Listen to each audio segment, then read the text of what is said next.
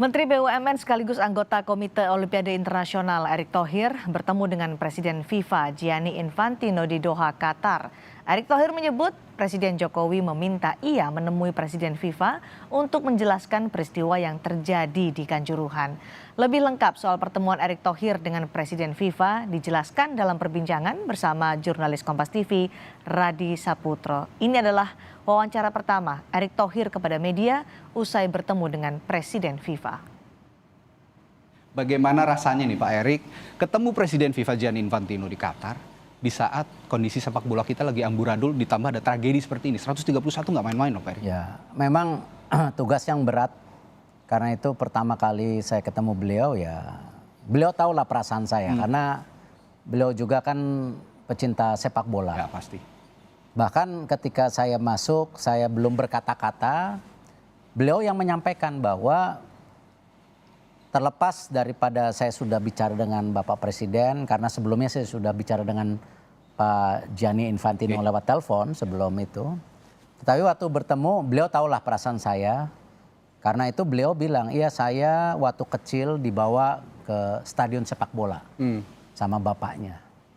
Dan tentu itu sebuah kebahagiaan yang tidak terlupakan.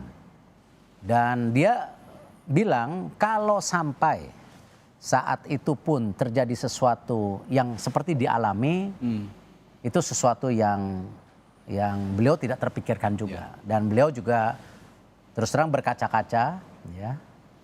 Karena ginilah, kalau di Eropa itu bola itu kan sudah benar-benar kehidupan. Iya. Ya, jadi nah karena beliau membuka seperti itu, saya lebih mudah membuka pembicaraan gitu. Ya, jadi memang ya sama-sama lah. Maksudnya kita merasakan bagaimana kalau kita menjadi individu yang ada di lapangan saat itu gitu. Ya. Dan ini untuk kedua kalinya Pak Erick bertemu Presiden FIFA setelah kemarin juga sempat 2015 ya kalau saya tidak salah. Ya memang ini ketemu kedua kali dan kedua kalinya minta tolong. Ya. Jadi enggak. Dan ini yang banyak netizen juga atau halayak lah kita katakan netizen nggak sekalian disuspend aja katanya biar kapok. Tapi kan kita juga nggak ingin sepak bola kita vakum gitu kan, ini bagaimanapun harus terus bergulir. Ya. Nah ada perspektif soal ini Pak Erick? Ya memang saya 2 kali diminta Bapak Presiden di tahun 2015-16 itu saya tidak punya jabatan apa-apa, saya masih Presiden Inter Milan pada waktu itu.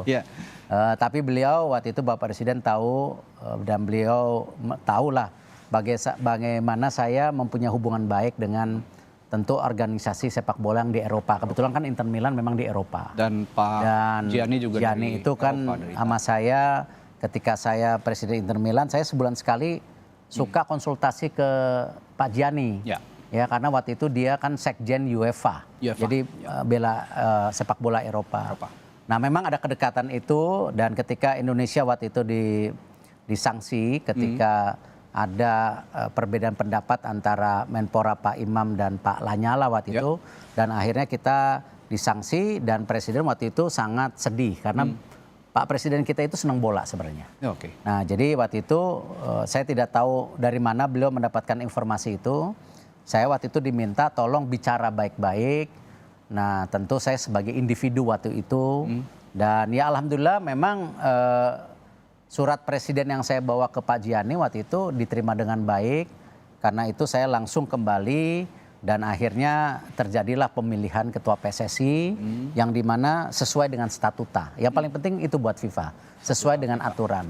Dan berjalan baik sampai hari ini dan tentu kepercayaan daripada FIFA kepada Indonesia itu sangat tinggi di mana kita menjadi tuan rumah kejuaraan dunia umur 20. Nah memang ini kedua kali saya diminta, cuman memang pasti banyak yang berpikir loh kenapa saya, padahal kan saya bukan tupoksinya. Kenapa nggak PSSI? Ya tapi sebenarnya kedekatan itulah.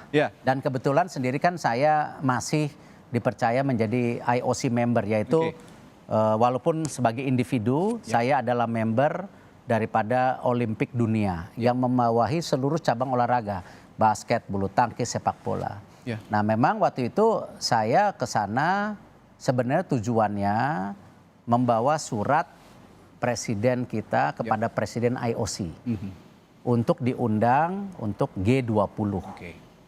Nah, dan kebetulan waktu itu BUMN ada kerjasama di Inggris sesuai dengan pembicaraan waktu itu Pak Presiden dengan Prime Minister Boris Johnson yang sudah tidak lagi mengenai pengembangan kendaraan listrik dan kesehatan. Karena waktu itu saya di sana mendatangi kerjasama antara Bio Farma, BUMN vaksin kita dengan perusahaan Inggris Profector yang akan menciptakan vaksin untuk darah. Ya, jadi ini suatu pengembangan. Sama juga dengan sebuah perusahaan berbasis Inggris, Arrival, yang biasa membuat mobil-mobil listrik kendaraan besar, juga itu kerjasama. Jadi kebetulan saja karena saya ke sana, lalu memang ada tujuan ke IOC. Hari itu kalau nggak salah hari Minggu kejadiannya di Eropa tuh jam 8-9 malam. Di situ kebetulan saya lagi makan malam tapi sedang berdiskusi.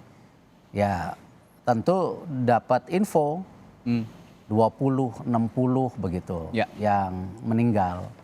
Ya saya juga cukup shock ya, dan besok paginya ya saya dikontak dari Indonesia, bisa nggak ketemu FIFA. Ya memang saya waktu di Geneva akhirnya ketemu perwakilan FIFA sementara waktu itu. Walaupun saya udah telepon-telepon dengan Presiden Gianni, makanya Pak Presiden Gianni juga ada kontak dengan Presiden kita pada saat itu dengan beberapa pembicaraan poin. Tetapi tentu kantornya Presiden FIFA ingin tahu lebih detail. Nah karena itu ketika selesai rapat dengan timnya Presiden FIFA, lalu mereka meminta mungkin nggak saya terbang ke Doha. Nah, saya kembali minta izin ke Indonesia tentu, apakah saya diberi kesempatan untuk bicara dengan poin-poin yang sudah didiskusikan. Nah akhirnya makanya dari situ saya dari Geneva langsung ke Doha waktu itu. Untuk bertemu langsung, dan kejadiannya itu pertama ya masing-masing susah bicara. Ya kita orang bola, kita punya lah perasaan-perasaan bagaimana kejadian itu kita bisa ngebayangkan. Gitu. Ya, dan yang juga jadi pertanyaan, Pak Erik ini kan nggak asing lah dengan dunia sepak bola, pernah jadi presiden Inter Milan, sekarang juga masih punya beberapa klub ya, di Oxford FC ya, dan juga DC United. Dan yang saya perhatikan kok tidak menyinggung PSSI sama sekali Pak Presiden dalam tim transformasi sepak bola Indonesia. Ya. Apa yang terjadi Pak? Kalau diskusi jelas ketika saya berdiskusi dengan FIFA, saya telepon Pak Menpora, saya telepon Ketua PSSI, bahkan Pak Mahfud juga saya telepon. Karena yang terpenting begini, bahwa kejadian itu tentu pemerintah harus hadir. Ya, menyelesaikan masalah-masalah yang terjadi. Tetapi jangan sampai berbenturan dengan aturan FIFA. Statuta. Ya, statuta dan turunannya. Bukan berarti FIFA mendiamkan kejadian itu. Sebenarnya kalau dilihat dari suratnya yang kemarin sempat ditayangkan oleh Bapak Presiden, bahwa di situ jelas bahwa FIFA memberikan alternatif selain mengsanksi. Jadi FIFA tidak mensanksi. Di mana ada 5 poin yang harus dikerjakan bersama-sama. Di mana FIFA bersama pemerintah, di situ jelas itu kata-kata utamanya. Lalu ada AFC dan PSSI akan membentuk yang namanya transformasi sepak bola Indonesia. Di mana FIFA pun akan berkantor di Indonesia dalam masa transformasi itu. Dan di situ ada 5 poin yang disampaikan oleh FIFA. 1, akan mengaudit ulang dan pemerintah pasti menyetujui, di mana melihat lapangan sepak bola atau stadion sepak bola yang memang sudah layak dipakai. Mana yang belum layak. Yang tentu yang belum layak ya tidak bisa dipakai. Ataupun harus direnovasi. Makanya Bapak Presiden di statement kemarin jelas bahwa Bapak Presiden akan memastikan stadion-stadion yang perlu direnovasi akan diperbaikin. Di mana salah satu konteksnya tidak boleh tercampur yang namanya kedatangan pemain dan kedatangan penonton. Nah itu memang harus dijaga. Karena kita tahu ya pemain harus dilindungi, penonton pun harus dilindungi. Oke. Nah, ini yang salah satu. Lalu di situ juga ada poin bagaimana FIFA dan pemerintah Indonesia harus mentraining semua perangkat hukum agar sesuai dengan tadi aturan yang sudah disepakati dunia dalam penjagaan atau pendampingan pertandingan sepak bola saat dan sesudah. Di situ juga ditulis bagaimana supporter harus menjadi bagian daripada transformasi ini. Karena kalau supporter kita tidak mau, ya tentu tidak saling menyalahkan, tidak ada kesepakatan yang menyeluruh bagaimana sepak bola Indonesia bisa lebih baik. Ya kita tidak boleh juga membiarkan adanya tawuran antara supporter yang menghebatkan anak muda Indonesia, masa depan Indonesia itu akhirnya hilang di lapangan. Dan ini sudah sering terjadi.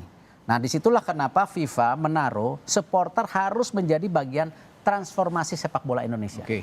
Kalau Inggris bisa, kenapa Indonesia nggak bisa? Ya, Inggris juga dulu sangat. Ya, hooligan-hooligannya sangat. Dan pernah Inggris itu disanksi 5 tahun loh. Yang tragedi Hillsborough ya? Iya. Ya. Itu kalau terjadi di Indonesia sanksi 5 atau sampai 8 tahun saya rasa sepak bola Indonesia akan rubuh. Nah inilah yang kita jaga, kenapa semua stakeholder harus sama-sama mau bertransformasi. Itu baru poin nomor 3. Ya di situ ya bahwa supporter harus terlibat, masuk menjadi database, harus terlibat, harus ini. Klub-klub pemilik juga harus terlibat. Di poin 4 ini yang lebih menarik lagi. Mungkin untuk dunia televisi akan teriak-teriak bahwa pertandingan tidak lagi diperbolehkan di atas jam 5. Karena di situ FIFA melihat. Kenapa? Kendaraan umum. Kalau di malam hari tidak ada kendaraan umum, itu tidak menjadi bagian ya supporter mudah pulang. Dan terjadi kerumunan. Sehingga bisa terjadi perseteruan. Ya. Lalu juga kalau tadi tidak sinkron waktunya dengan tadi apakah TNI Polri, jadi jadwalnya ini tidak tahu, ya baru minggu depan dikasih tahu, itu tidak mungkin. Karena ini yang tadi di poin nomor 2 harus menjadi bagian. Dan tim transformasi yang akan dibentuk itu nanti akan dibicarakan antara Presiden FIFA dan Presiden Jokowi ketika Presiden FIFA akan hadir di Indonesia tanggal 18 Oktober. Selain Presiden FIFA akan hadir di G20. Tapi 18 Oktober ini yang terpenting. Akan terjadi kesepakatan antara FIFA dan pemerintah. Dan Presiden Gianni akan hadir di sini? Akan datang ke sini langsung. 18 Oktober. Ya. Ini sesuatu yang luar biasa. Tidak mudah menghadirkan Presiden FIFA ke sebuah negara. Ya, dengan tentu inilah kenapa yang saya bilang kita sudah 2 kali terkena seperti ini. Jangan ada yang ketiga kali. Karena sulit ya di mata dunia kalau kita melakukan hal-hal yang seperti ini terulang-ulang gitu.